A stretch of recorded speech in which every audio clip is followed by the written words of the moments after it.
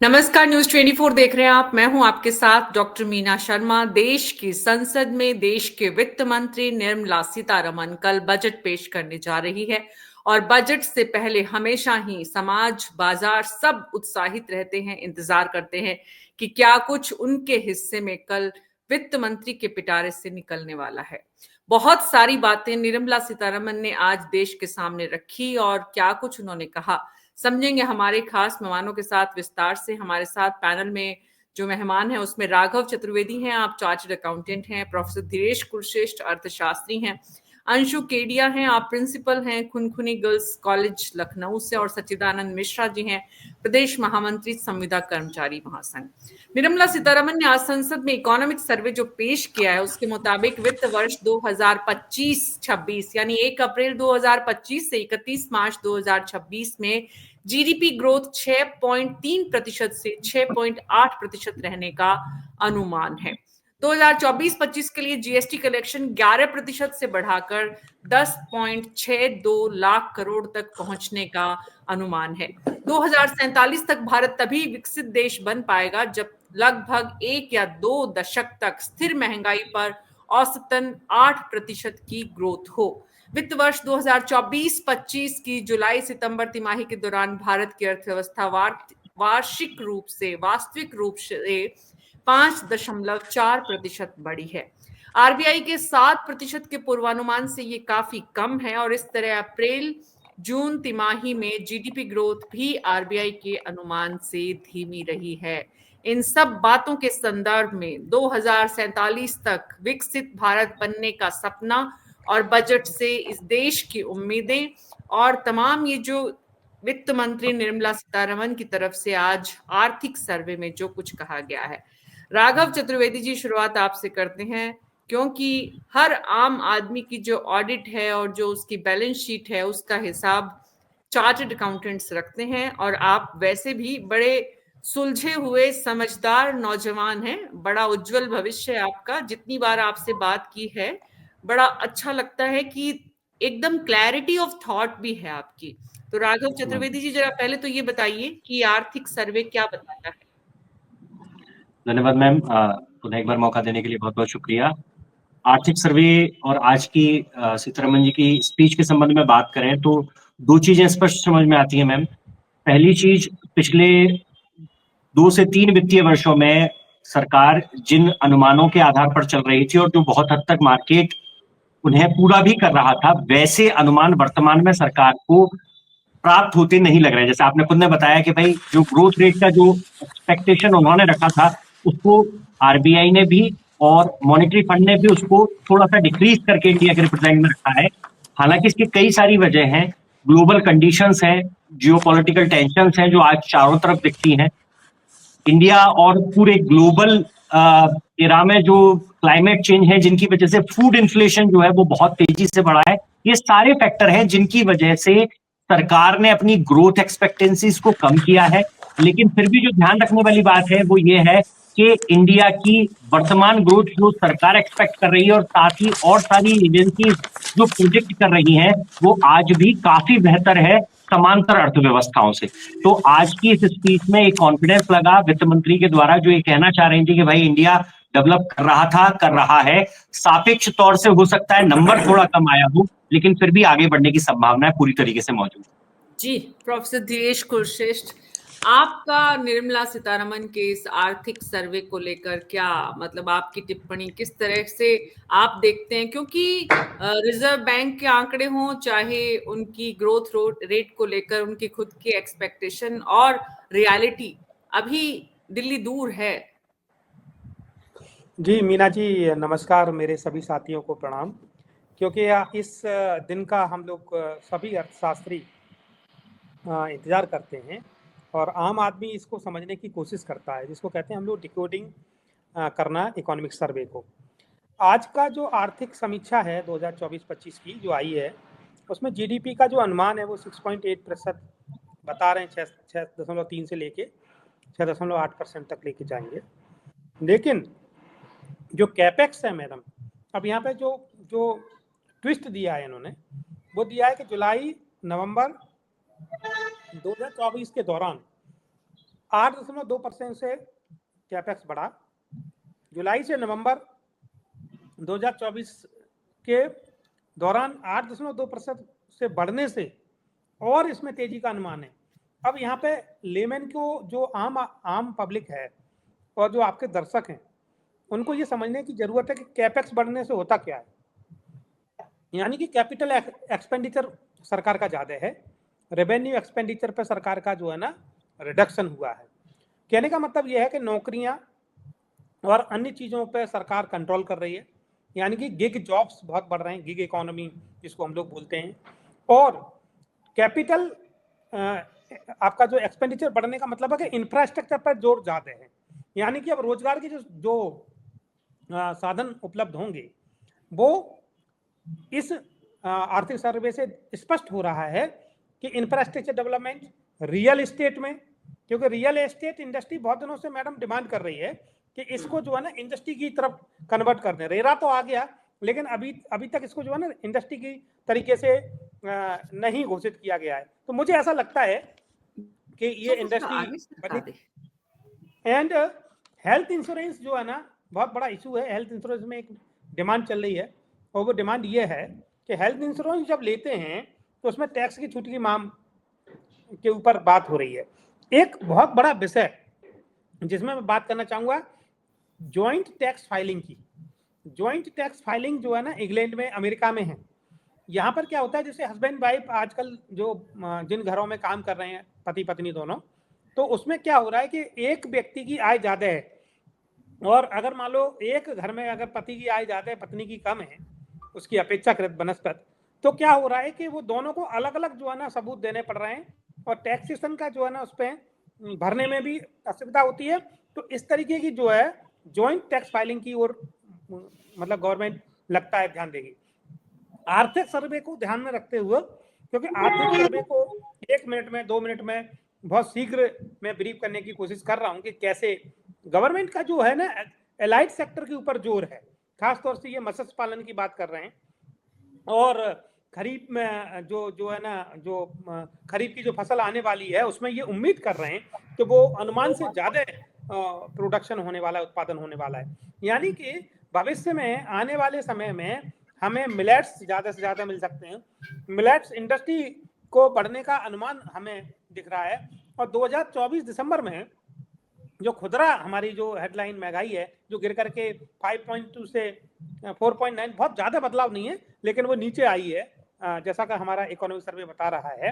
तो उससे इन सब चीजों से सबसे ज्यादा जो सेक्टर है हमारे जो इकोनॉमी के 3 पार्ट हैं, जैसे कि आपका agriculture sector, service sector, industry sector. Survey ये दिखा रहा है मैम कि इस वक्त जो है ना सबसे ज्यादा सेवा क्षेत्र के में बढ़ोतरी हुई है और वो बढ़ोतरी अप्रैल-नवंबर 2025 के दौरान ऐसा अनुमान जताया गया है कि 12.8% पर जो है ना पहले पहुंच चुकी है पिछले साल और आगे जो है ना 5.7% से इसमें वृद्धि देखी गई है। कहने का मतलब यह है कि सर्विस इंडस्ट्रीज में जॉब्स ज्यादा होंगे। सर्विस इंडस्ट्रीज का मार्केट उज्जवल है। स्टॉक मार्केट्स में भी सर्विस इंडस्ट्रीज के जो है ना क्षेत्र में बढ़ोतरी होने की संभावना है। एक और बात मैं यहाँ पे बहुत जल्दी से ही एड ऑन कर दूं कि ईवी का जो क्षेत्र है, जैसे बैटरी का उत्पादन, सेमीकंडक्टर और बैटरी से चलने वाली गाड़ियां, इन पर बहुत दिनों से मुझे ऐसी उम्मीद है कि कल का बजट आएगा और मुझे मौका मिलेगा बोलने का, तो मैं जरूर इस पे आज एंटिसिपेट कर रहा हूं कि निश्चित रूप से सरकार उसको बढ़ावा देने के लिए, क्योंकि वो दोनों चीजों के लिए है मैम। क्या है कि इन्वायरमेंटल को भी उससे बचाया जा सकता है और प्लस साथ में एक जो है ना उसको जो उसके कस्टमर्स हैं उसको लुभाने के लिए उस पर टैक्स रिडक्शन जरूर करना चाहिए, क्योंकि उसमें केंद्र और राज्य दोनों का मामला होता है। तो मुझे लगता है कि उसमें जरूर निश्चित रूप से कल के बजट में मुझे देखने को मिलेगा यूनियन बजट में ये सच्चिदानंद मिश्रा जी। बिल्कुल प्रोफेसर धीरेश, बहुत ही बेहतरीन ढंग से पूरे अर्थव्यवस्था के एक एक पन्ने को आप जितना मतलब आम आदमी की भाषा में समझाते हैं, हमारे दर्शकों को निश्चित रूप से बहुत फायदा होता है उससे। सच्चिदानंद मिश्रा जी, कर्मचारी के लिहाज से कल निर्मला सीतारमण से उम्मीदें आपकी कितनी बढ़ गई हैं? आज का आर्थिक सर्वे सुनने के बाद किस तरह के रिएक्शन आपके पूरी बिरादरी में है? ऑडियो ऑन करिए प्लीज। बहुत बहुत धन्यवाद आपका। आज आपने फिर दोबारा हमको इस चैनल पे बैठने का मौका दिया और निश्चित तौर पे पिछले काफी दिनों से आप जनहित के तमाम मामलों को लेकर के लगातार बजट पे चर्चा कर रही हैं। आज का जो मैं सरकार का ध्यान आपके चैनल के माध्यम से आकर्षण कराना चाहता हूं कि व्यक्ति की, चाहे वो कर्मचारी हो चाहे आम जनमानस हो, उसकी जो महत्वपूर्ण जरूरतें हैं स्वास्थ्य, शिक्षा और रोजगार। स्वास्थ्य, शिक्षा, रोजगार, इस पे सरकार का फोकस होना चाहिए। जैसे आप स्वास्थ्य के सेक्टर में, मेरा एक सुझाव है कि अगर स्वास्थ्य के सेक्टर में आप जा रहे हैं तो जितने भी प्रदेश में मेडिकल कॉलेजेस वगैरह खोले गए हैं, अगर उसमें जो ट्रामा सेंटर्स, जो आकस्मिक सेवाएं हैं, आज देखिए कि जो बड़े बड़े ट्रामा सेंटर्स हैं उन पे कितना ज्यादा लोड है। जितने भी प्रदेश में 55 जिलों में मेडिकल कॉलेज खोले गए हैं उसमें आपातकालीन इमरजेंसी की ट्रामा सेंटर्स होने चाहिए। उसके बाद एक महत्वपूर्ण विषय यह है कि जो बच्चों को शिक्षा का मामला है कि आज हमारे बच्चे पूरी तरह से प्राइवेट स्कूलों पे और प्राइवेट कोचिंग सेंटरों पे जो है निर्भर हो रहे हैं। तो ऐसे में जो है कम आय वाला व्यक्ति जो है, जो कम वेतन पे कार्य कर रहा है, उसके बच्चों के लिए शिक्षा की बहुत ही समस्या है कि वह उचित शिक्षा अपने बच्चों को नहीं दे पा रहा है। आप देखिए पहले सरकारों द्वारा एक चलाया गया था कि शिक्षा का अधिकार पे जो है सरकार का कोई फोकस नहीं है, कोई खर्चा नहीं उस पे जो है सरकार उसको विस्तृत रूप नहीं दे पा रही है। उसके बाद स्वास्थ्य के क्षेत्र में जैसे फ्री इलाज की व्यवस्था, आज आयुष्मान एक योजना के तहत लोगों को इलाज दिया जा रहा है, लेकिन जो फ्री हॉस्पिटल्स थे, जिला अस्पतालों को मेडिकल कॉलेज में कन्वर्ट कर दिया गया है। तो कहीं न कहीं जनपदों में जिसके पास आयुष्मान नहीं है या जो गरीब वर्ग का आदमी है, जिसके उसकी तमाम क्राइटेरिया है आयुष्मान के, ऐसे लोगों को फ्री इलाज के लिए जनपदों में सेंटर्स होने चाहिए। और मैं जैसे कि अभी एक उदाहरण देना चाहता हूँ कि लखनऊ के SGPGI, KGMU और डॉक्टर राम मनोहर लोहिया का अगर देखेंगे तो ये सब प्रदेश के बड़े हायर सेंटर्स हैं। पूरे प्रदेश से यहाँ मरीज आते हैं और इनको जो है बेड ना मिलना, तमाम समस्याएं रहती हैं। तो कहीं न कहीं जो हायर सेंटर में ट्रामा सेंटर बनाए जाते हैं उसको अन्य जनपदों में भी बढ़ाने की जरूरत है। जैसे जनपदों में मेडिकल कॉलेज खोले गए हैं तो उसको जो है डेवलप करके वहां भी ट्रामा सेंटर्स खोले जाए। और शिक्षा के क्षेत्र में जी भी कार्य बजट में कुछ प्रावधान किया जाना चाहिए कि जैसे आप कह रहे हैं। शिक्षा और स्वास्थ्य दो ऐसे मुद्दे हैं सच्चिदानंद जी जो निश्चित रूप से सरकार की प्राथमिकता में होने चाहिए, लेकिन हमारे देश के बजट का हिस्सा अगर हम देखते हैं दोनों ही क्षेत्रों का तो वो काफी निराशाजनक होता है। और अर्थव्यवस्था की जो जुलाई सितंबर तिमाही के दौरान जो वास्तविक रूप से अर्थव्यवस्था की ग्रोथ है, वो भी जीडीपी की ग्रोथ है, वो भी अनुमान से धीमी रही है। इस पर मैं प्रोफेसर धीरेश कुरशेष के बाद वापस जाऊंगी, लेकिन पहले अंशु केडिया जी मैं आपके पास आ रही हूँ। बीइंग अ वुमेन, आप पूरी महिला बिरादरी का अगर रिप्रेजेंटेटिव करते हुए यहाँ समझे हम आपसे कि महिला बिरादरी को निर्मला सीतारमन से क्या उम्मीदें हैं, ओवरऑल बजट में क्या उनके लिए होना चाहिए जो कल उन्हें रिलीफ दे। अब हमने पिछले 10-15 दिनों में बहुत सारे सब्जेक्ट्स पे डिस्कशन किया, अब तो बात है कि कल बजट आ रहा है और कल ऐसा क्या, क्योंकि निर्मला सीतारमन जी अपना एक संकेत दे भी चुकी हैं कि वो क्या कुछ दे सकती हैं, क्या कुछ अर्थव्यवस्था की स्थिति है। एक मोटा मोटी उन्होंने प्रारूप पहले रखा जाता है। आर्थिक सर्वे का मतलब यही है कि सरकार के पास बजट की स्थिति क्या है, महिलाएं क्या अपेक्षा करनी है। Anshu ji. Thank you doctor Meena ji invite करने के लिए। जो ये पूरा बजट जो कल हमारी वित्त मंत्री, कैबिनेट वित्त मंत्री हम लोगों की प्रेजेंट करने जा रही हैं, ये उनका 8वां बजट है। बहुत अनुभवी हैं, सरकार भी बहुत अनुभवी है इस मामले में, तो जनता को बहुत ज़्यादा उनसे उम्मीद है। क्योंकि हम लोग जितना पिछले समय से देख रहे हैं, महंगाई की दर डे पर डे जो बढ़ रही है, लोगों के हाथ से रोजगार निकल रहे हैं, और चाहे वो शेयर मार्केट के रूप में देखें, किसी में भी देखें, तो कहीं ना कहीं लोगों में एक निराशा व्याप्त हो रही है। और ये एक आम जनता के बीच चीजें जरूर जा रही हैं, इसलिए लोगों को बहुत उम्मीद है कि उनके हाथ में पैसा कैसे आए। पैसा आएगा तो मार्केट में कहीं ना कहीं वो फ्लोट होगा।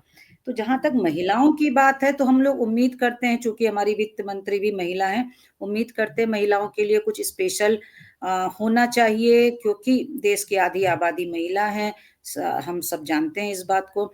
और कहीं ना कहीं चूंकि मैं एजुकेशन सेक्टर से भी जुड़ी हूँ, तो एजुकेशन सेक्टर में भी महिलाओं के एजुकेशन के लिए ज़्यादा एक प्राथमिकता में लाना इसीलिए चाहिए, क्योंकि अगर हम महिलाओं को नहीं लाएंगे तो घर के इश्यूज भी वहां से जुड़ जाते हैं। वो जब एम्पावर नहीं होंगी तो कहीं ना कहीं पारंपरिक रूप से हम अपने देश को जो आगे ले जाना चाहते हैं वो पारंपरिक रूप से फिर हम उनको पीछे लाएंगे। तो सामाजिक सांस्कृतिक रूप से उनको आगे लाने के लिए हमें उनकी इकोनॉमी पे काम करने की बहुत ज्यादा जरूरत है।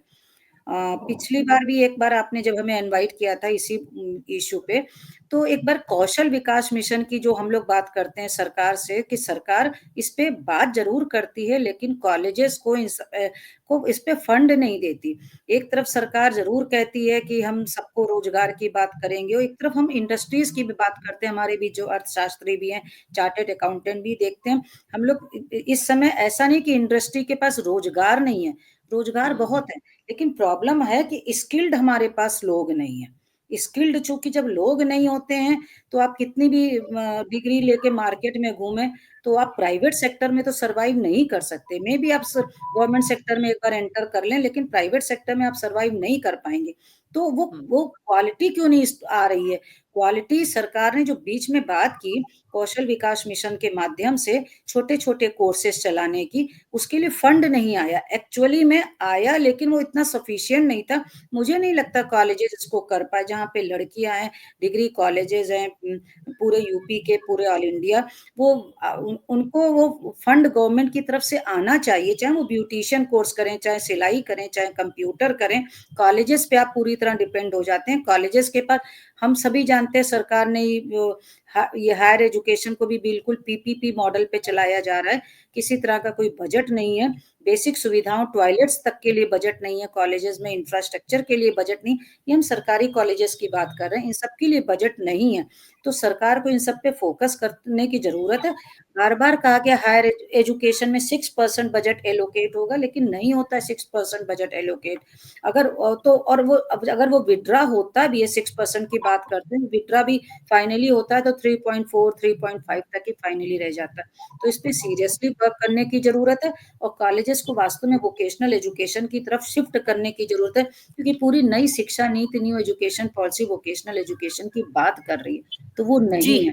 जी जी, राघव चतुर्वेदी जी, आरबीआई का जो अनुमान, अंशु केडिया जी ने जो कुछ कहा है वो ग्राउंड रियलिटी है। वो रियलिटी ठीक वही है जो आरबीआई की ग्रोथ रेट में रिफ्लेक्ट हो रही है। अनुमान कुछ था और हुआ कुछ। तो बजट सरकार के पास जो है नहीं एजुकेशन को लेकर, हेल्थ को लेकर, ऐसे में निर्मला सीतारमण जी से मतलब बजट से पहले ये उम्मीदों का इतना बोझ और ग्राउंड पर उनका हकीकत में बजट में उनका दिया जाना, जो दे सकती हैं वो, जो देंगी वो, तो ये जो आरबीआई की ग्रोथ रेट है वो क्या बता रही है कि आप बहुत ज्यादा एक्सपेक्टेशंस नहीं पाले? निश्चित बात है मैम, ये तो निश्चित तौर से जहां 8% हम उम्मीद कर रहे थे वहां से 6 के आसपास ग्रोथ रेट रहना, और ये सिर्फ आंकड़े आने के बाद हमें समझ में आया हो ऐसा नहीं है। पिछले 6 से 8 महीने के दौरान जो देश की अर्थव्यवस्था और जो अलग अलग मानक इसे प्रदर्शित कर रहे हैं, उससे भी एक सामान्य आदमी को भी ये आइडिया लग चुका था या लग चुका है कि सारी चीजें उतनी बेहतर नहीं है जितनी बेहतर होती आ रही है या प्रेजेंट करने की गवर्नमेंट ने कोशिश की है या जो उम्मीदें हैं। तो आरबीआई की तरफ से जो ग्रोथ रेट को डिक्रीज किया गया है वो एक्चुअली इस चीज का रिप्रेजेंटेशन है कि there are challenges which need to be faced by Indian economy. और उसका एक बहुत बड़ा कारण जिसे सरकार बताती है और कुछ हद तक वो है भी, वो निश्चित बात है कि ग्लोबल फैक्टर्स हैं। भाई पूरे विश्व में अलग अलग क्षेत्रों में युद्ध चल रहे हैं जिसकी वजह से इकोनॉमी फ्री फ्लो नहीं कर पा रही है। राइटेस्ट इकोनॉमी, राइटेस्ट मेंटेलिटी के जो लीडर्स हैं जिनको अपनी देश प्रायोरिटी पर है रादर एक ग्लोबल इकोनॉमी बनाने पे, उन लोगों की अलग अलग जगह सत्ताएं आई है जिनका पहला जो उद्देश्य है वो ये है कि भाई पहले अमेरिका को ग्रेट अगेन बनाया जाए या इंडिया को ग्रेट अगेन बनाया जाए। और जब आप सभी लोग अपने अपने देश को ग्रेट अगेन बनाने के लिए निकलते हैं तो होता यह है कि जो ग्लोबल इकोनॉमी जो एक दूसरे के पार्टिसिपेशन से चलती है उसको कई बार उस हित को जो है धक्का लगता है, जिसकी वजह से कुछ चीजें महंगी हो जाती हैं, कुछ सप्लाईज आपके देश को मिलती नहीं है, जिसकी वजह से आपका कुछ प्रोडक्शन रुक जाता है, आप एक्सपोर्ट नहीं कर पाते हैं वगैरह वगैरह। तो ये तो निश्चित बात है कि सरकार ने अपनी जो ग्रोथ रेट है और आरबीआई ने जैसे पुष्ट किया है ग्रोथ रेट को कम करके, वो ये बात तो प्रदर्शित की है कि चैलेंजेस हैं। रही बात कितनी एक्सपेक्टेशंस का बोझ है, मैम ने बहुत अच्छी बात की कि एजुकेशन और हेल्थ, इन दो सेक्टर पर आज से नहीं, पिछले जब से ये नई गवर्नमेंट आई है, क्योंकि इसने अच्छे दिन वाली बात से शुरुआत की थी, तो इससे ये उम्मीद थी कि कुछ ड्रास्टिक चेंजेस होंगे इन चीजों में जहां पे परिवर्तन लाया जाए। अगर एजुकेशन और हेल्थ का बजट कंसिडरेबली बढ़ाया जाए तो निश्चित बात है कि उन सारी चीजों पे फंड मिलेगा जहां पर आज समस्या है। मैम ने बात की वोकेशनल ट्रेनिंग की, एजुकेशन लाइन में तो एक होती ही होती है। मैं क्योंकि बहुत बड़ी राघव चतुर्वेदी जी, बहुत बड़ी एम्बिशन के साथ शुरू किया गया था स्किल इंडिया का, अलग से डिपार्टमेंट, मंत्री, यूनिवर्सिटीज, लेकिन उसका एग्जीक्यूशन उस लेवल पर नहीं हो पाया। प्रोफेसर दिनेश जी राघव जी, एक ही करके कंक्लूड करूंगा मैम। मुझे सिर्फ ये लगता है वोकेशनल ट्रेनिंग की जो मैम ने बात की, एजुकेशन लेवल पर तो एक अलग बात होती है। गवर्नमेंट पीएमईजीपी करके एक प्रोग्राम लेकर आई थी जो चल रहा है, prime minister employment generation programme. उसमें होता यह है कि कोई भी व्यवसायी जिसको बिजनेस करना है वो बिजनेस के लिए एक प्रोजेक्ट का रिपोर्ट जो है वो प्रेजेंट करता है और अप्रूवल हो जाता है, जिसमें गारंटी नहीं देनी होती है। 10 करोड़ रुपए तक का भी अगर कोई व्यक्ति लोन लेता है तो गवर्नमेंट की सीजीटीएमएससी स्कीम में वो कवर्ड होता है, यानी सरकार उसकी जिम्मेदारी लेती है कि कल को अगर ये आदमी पैसे नहीं चुका पाया तो मैं चुकाऊंगी। इसमें एक प्रोविजन होता है 15 दिन की ट्रेनिंग का।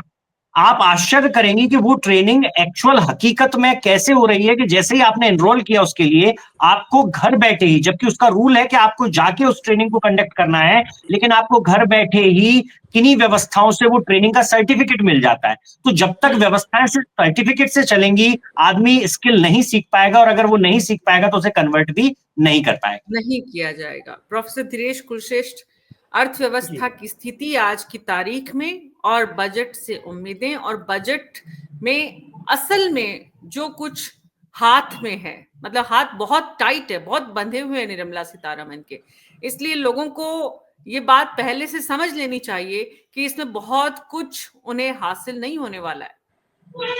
जी मीना जी, देखिए मेरा भी मत ये है कि जो केंद्रीय वित्त एवं कॉर्पोरेट कार्य मंत्री श्रीमती निर्मला सीतारमन ने जो आज संसद में आर्थिक समीक्षा को रखा, तो वो वैश्विक अर्थव्यवस्था की दर को बता रही है कि 3.3% की दर से बढ़ रही है। अंतर्राष्ट्रीय मुद्रा कोष की अगर हम लोग बात करें, आईएमएफ की, तो अगले 5 वर्षों में 3.2% की दर से वैश्विक वृद्धि होने का अनुमान जताया गया है। अगर थोड़ी बहुत भी इंटरनेशनल इकोनॉमी को समझते हैं हम लोग, वर्ल्ड इकोनॉमिक जिसको हम डिसऑर्डर बोलेंगे, भारत के आसपास जितने भी राष्ट्र हैं, है ना, मैं एक बड़े ही जागरूक नागरिक होने के नाते और बड़े होशो हवास में कह रहा हूँ कि हम लोग आसपास जितने भी हमारे पड़ोसी हैं, बहुत ज्यादा स्थिति हम लोगों की, मतलब जो है ना, उनकी बहुत ठीक नहीं है। खासतौर पे मैं बात करूं पाकिस्तान की, चाइना की, अगर मैं बात करूं श्रीलंका के साथ, अगर मैं बात करूं बांग्लादेश के साथ, तो ये कुछ कारण ऐसे हैं जहां पर कि सरकार का बहुत सारा जो पब्लिक फंड है वो सुरक्षा कारणों से वहां पर बहुत ज्यादा खर्च हो रहा है।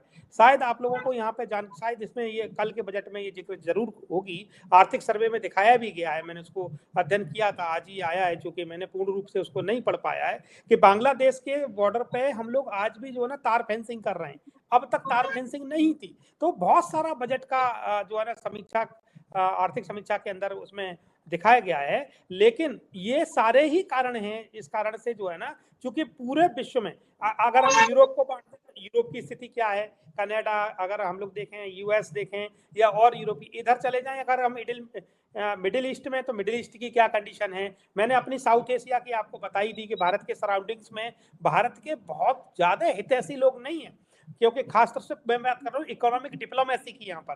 तो इस कारण से इकोनॉमिक डिसऑर्डर हुआ है, और जीडीपी की जो वृद्धि दर थी 2021-22 में, एक टाइम था क्योंकि सभी विद्वान जन बैठेंगे, 9.7% पे थे, जो कि 7 हुआ, फिर 8 पॉइंट हुआ, फिर 6.4 हुआ, और अब ये अनुमान कर रहे हैं कि हम लोग जो है ना 6.4 से 6.3 और 6.8% के आसपास जाएंगे। खाद्यान्न हमारा अच्छा है। खुशी की बात यह है, इसका समर्थन शायद मेरे साथीगण करेंगे, कि विदेशी मुद्रा भंडार हमारे यहाँ अच्छी स्थिति में है। हम लोग इस वक्त जो है ना 634.6 यूएस डॉलर के आसपास हमारे पास विदेशी मुद्रा भंडार है, जिससे हमें ये अंदाजा है कि हमारे यहाँ एफआईआई ज्यादा होने से, जिसमें वृद्धि होने से निश्चित रूप से उसमें हमारा जो है ना एक्सपोर्ट का जो मामला है वो तगड़ा होगा। जब एक्सपोर्ट ज्यादा होता है मैम, तो निश्चित रूप से हम लोग जानते हैं GDP is equal to C+I+G+X-M, तो export is playing the positive role in the GDP, तो डेफिनेटली उस बिहाफ पे हम लोग इकोनॉमी को चला रहे हैं। और मैं कल के बजट के लिए आज ही इस पे मैं अनुमान कर सकता हूं, आज की आर्थिक सर्वेक्षण के आधार पर मैं ये स्पष्ट कह सकता हूं मैडम कि इंडस्ट्रियल सेक्टर अच्छा बढ़ रहा है, लेकिन एमएसएमई सेक्टर्स की जो हालत है इस वक्त, उस एमएसएमई सेक्टर को एक हम लोग इकोनॉमिक्स में पढ़ते हैं इंजेक्शन और लीकेज, यानी कि वहां लीकेजेस बहुत हो रहे हैं, वहां पे एक इंजेक्शन देने की जरूरत है। और वो इंजेक्शन ये है कि उसके टैक्सेशन अगर स्टार्टअप होता है तो निश्चित रूप से एमएसएमई सेक्टर में ही होता है डॉक्टर मीना जी। तो उस क्षेत्र में हमें जो है ना इंजेक्शन सरकार को, मुझे लगता है कि कल आने वाले बजट में निश्चित रूप से बिल्कुल बिल्कुल बहुत इंपॉर्टेंट बात की तरफ आपने इशारा किया है। एमएसएमई को लेकर चिंता पिछले कुछ सालों से नजर आ रही है लगातार, और ये चिंता कैसे दूर करेगी सरकार। हालांकि सरकार का तो चाइना को रिप्लेस करने का जो दुनिया में लक्ष्य था, हिंदुस्तान को लेकर जितनी बातें की गई थी। जी डॉक्टर प्रोफेसर धीरेश कुरश्रेष्ठ क्या बोल रहे हैं? मैडम एक चीज और है, चूंकि वो छूट जाएगी, राजकोषीय घाटा अगर हम लोग देखें 2020-21 में जब कोविड हुआ था तो 9.2% था, फिर 6.7 लाया, 6.4% है, और आज की डेट में वर्तमान में जो हमारा राजकोषीय घाटा है वो 5.6%, यानी कि हमारी फिस्कल डेफिसिट कैपिटल एक्सपेंडिचर बढ़ने के साथ साथ कंट्रोल्ड है। और जब हमारा ग्रोथ रेट ज्यादा होता है यानी 6.4% है और हमारा जो फिस्कल डेफिसिट है वो 5.6% है, तो मैं बिल्कुल इसको सरलीकरण करके बताऊं कि हमारी कंडीशन अंतर जो है ना, भारत की जो स्थिति आर्थिक स्थिति सुदृढ़ है। और निश्चित रूप से क्योंकि फिस्कल डेफिसिट हमारा अभी जो है ना कंट्रोल्ड सिचुएशन में है, फिस्कल डेफिसिट इसलिए 5.6 है कि हमारा रेवेन्यू एक्सपेंडिचर कंट्रोल्ड है बट कैपिटल एक्सपेंडिचर हमारा बढ़ा हुआ है। तो ये कुछ कारण है, इन कारणों से मुझे लगता है कि निश्चित रूप से कैपिटल एक्सपेंडिचर जब होता है, और मैं इसको सरल कर दूं मीना जी, तो जैसे कि सड़कें बन रही है, जैसे कि बिल्डिंग्स बन रही है, जैसे कि इंफ्रास्ट्रक्चर और डेवलपमेंट हो रहा है, जैसे कि एजुकेशनल के लिए यूनिवर्सिटी और नई नई यूनिवर्सिटीज खुल रही है, मेडिकल के लिए नए नए मेडिकल कॉलेजेस खुल रहे हैं, तो ये लॉन्ग टर्म प्लान है गवर्नमेंट का। आज हमें वो फिस्कल डेफिसिट दिखता है, लेकिन आने वाले 10 वर्षों में, 15 वर्षों में निश्चित रूप से उसके पॉजिटिव इंपैक्ट हमारी इकोनॉमी पे होंगे कैपिटल एक्सपेंडिचर के कारण। तो ये बात मैं ऐड ऑन करना चाहता था। थैंक यू सो मच, आपने मुझे पुनः अवसर दिया Meena ji, thank you so much. जी प्रोफेसर साहब, हमें भी बहुत अच्छा लगता है हमारे दर्शकों का ज्ञान वर्धन हो। और जो दरअसल अर्थव्यवस्था, बहुत इकोनॉमिक्स जो है वो एक बहुत ही कॉम्प्लेक्स सब्जेक्ट है। जिनको समझ में आता है उनके लिए बहुत इजी है, जिनको समझ में नहीं आता है उनको सिर्फ अपनी पॉकेट और अपना बही खाता समझ में आता है एक आम आदमी के हिसाब से। और हम चर्चाएं सारी जो कर रहे हैं बजट से पहले, वो आम आदमी के परिप्रेक्ष्य में ही कर रहे हैं कि उसे इस बजट से क्या कुछ हासिल होने वाला है। उसे नहीं मालूम है कि करोड़ों की योजनाओं में कहाँ कैसे क्या बड़ा इंडस्ट्रियल प्लान है, कहाँ पे कॉर्पोरेट बन रहा है, मतलब तमाम जो चीजें बड़ी बड़ी बातें कही जाती हैं। दरअसल एक बड़ी आबादी तो सिर्फ ये देखती है कि उसे इनकम टैक्स में कितना फायदा हो रहा है, कर्मचारियों को इससे क्या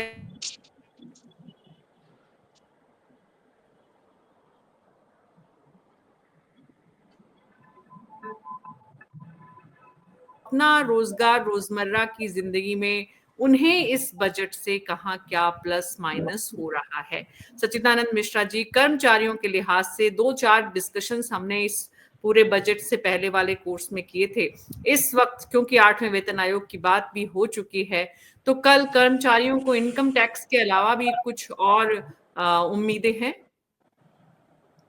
जी निश्चित तौर पे कर्मचारी तो आस लगाए बैठे ही हैं कि क्योंकि कर्मचारियों के पास तो कोई बिजनेस तो है नहीं कि बड़ी आमदनी उनके पास आ रही है। एक निश्चित, जैसे मैंने पहले ही बताया कि एक निश्चित वेतनमान के तहत वो अपने पूरे महीने के खर्चे का एक एजेंडा बना करके, एक जो है एस्टीमेट बना करके चलते हैं, जिसमें बच्चों की पढ़ाई लिखाई से लेकर के स्वास्थ्य और तमाम जरूरतों को वो रखते हैं। आज जैसे देखा जा रहा है कि कहा जा युवाओं के रोजगार के लिए, रोजगार के मामले पे कि रोजगार के लिए आप इतने लोन दिए जा रहे हैं, 5 लाख तक का जो है लोन दिया जा रहा है। लेकिन सरकारों को जब बच्चा पढ़ रहा है तो जो एक स्कॉलरशिप की व्यवस्था थी, स्कॉलरशिप की व्यवस्थाओं पे ध्यान देना चाहिए कि बच्चे की जो उचित शिक्षा है, अगर वो किस तरह की फैमिली से बिलोंग कर रहा है, स्कॉलरशिप के जरिए वो एक अच्छी शिक्षा ले सके। तो जैसे प्राइवेटाइजेशन और कॉर्पोरेट सेक्टर्स में अगर नौकरियों की संभावनाएं बढ़ती हैं तो वो युवा वहां रोजगार के अवसर तलाश सके, वहां जा सके। और प्रदेश में जैसे सरकार काम कर रही है सर्वे भवन्तु सुखिनः सर्वे भवन्तु निरामया, तो मैं यही कहना चाहूंगा कि सरकार को इस बात पे ध्यान देना चाहिए कि सर्वभौम सुखना सर्वभौम निरामया, सभी सुखी हों और सभी रोग मुक्त हों। इसके लिए रोजगार, उचित शिक्षा और उचित स्वास्थ्य व्यवस्था जरूरी है। जी, बहुत-बहुत शुक्रिया आप सबका इस चर्चा में शामिल होने के लिए। तो कुल मिलाकर बजट से पहले जिस तरह का आर्थिक सर्वे पेश किया गया है निर्मला सीतारमण की तरफ से, उससे ये तो साफ है कि अभी सरकार थोड़ा अर्थव्यवस्था के मोर्चे पर जूझ रही है। जीडीपी ग्रोथ को लेकर जितनी उम्मीदें हैं उतना काम नहीं हो पा रहा है। कर्मचारियों को कैसे खुश करेगी, आम आदमी के इनकम टैक्स स्लैब में कितनी राहत मिलेगी, कौन सी चीजें सस्ती, कौन सी महंगी, जितनी सारी चीजें हैं, इन सब के बीच एक इंपॉर्टेंट बात है जो ये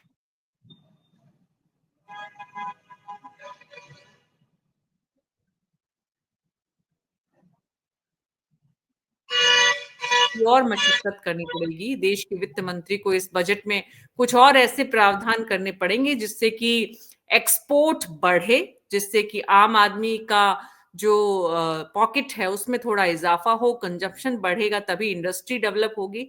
आप सबका बहुत बहुत शुक्रिया इस चर्चा में शामिल होने के लिए। मिडिल क्लास को क्या मिलेगा, इसी सवाल के साथ, क्योंकि मिडिल क्लास ही सबसे ज्यादा इंतजार करता है बजट का, और बजट से पहले आर्थिक सर्वे की रिपोर्ट हमने आपको दिखाई, उसको लेकर एक्सपर्ट्स की टिप्पणी हमने आपको दिखाई कि वो क्या सोचते हैं। निर्मला सीतारमण देश के वित्त मंत्री चुनौतियों से इस वक्त जूझ रही हैं भारत की अर्थव्यवस्था के फ्रंट पर, और उसका कारण भी साफ है। एक तरफ उम्मीदों का आसमान बहुत बड़ा है और दूसरी तरफ हकीकत की सच्चाई बहुत टाइट है जो रिजर्व बैंक ने सामने रखी है। बहुत बहुत शुक्रिया हमारे दर्शकों का भी हमारे साथ इस कार्यक्रम